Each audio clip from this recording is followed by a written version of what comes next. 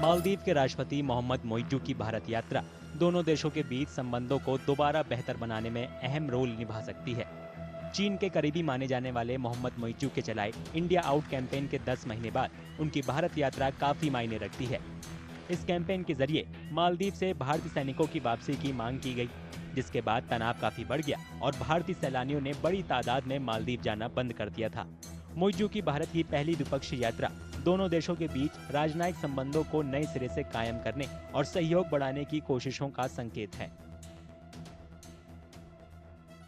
This current state visit, what we are seeing is Moizu is being accompanied with around a delegation of 50 members, and there has been a subsequent change in how Moizu thinks of Maldives' foreign policy, right?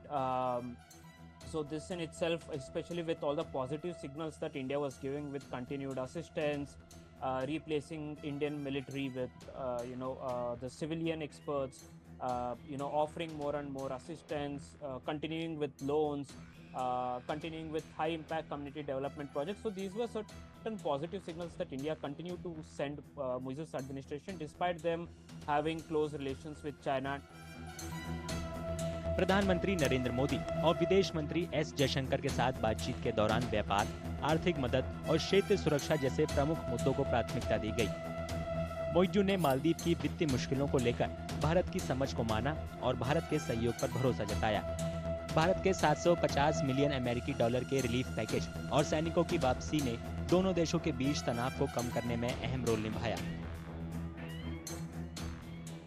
Perhaps in the coming days, when the economy might reach a normal state, we might see Maldives continuing to balance between India and China, perhaps sometimes more favorably towards China, perhaps sometimes more favorably towards India. But I think this is a norm that all South Asian countries follow, and I don't think Moizu is an exemption to it. But I do really doubt if he's ever going to come out and say that we also have an India first policy, because his whole narrative and his whole domestic voter base is built on the fact that he wants to make, have a Maldives first policy.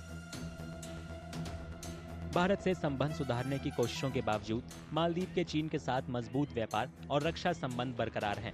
इस वजह से उसके विदेशी संबंधों में नाजुक balance बना हुआ है। हालांकि भारत के बारे में विवादास्पद टिप्पणी करने वाले मालदीव के मंत्रियों का इस्तीफा और मोइज्जू की मौजूदा भारत यात्रा नई उम्मीदें जगाती है। मोइज्जू का प्रधानमंत्री नरेंद्र मोदी को मालदीव आने का न्योता देने जैसे हाई लेवल एक्सचेंज भारत और मालदीव के बीच गहरे सहयोग की संभावना को बताता है।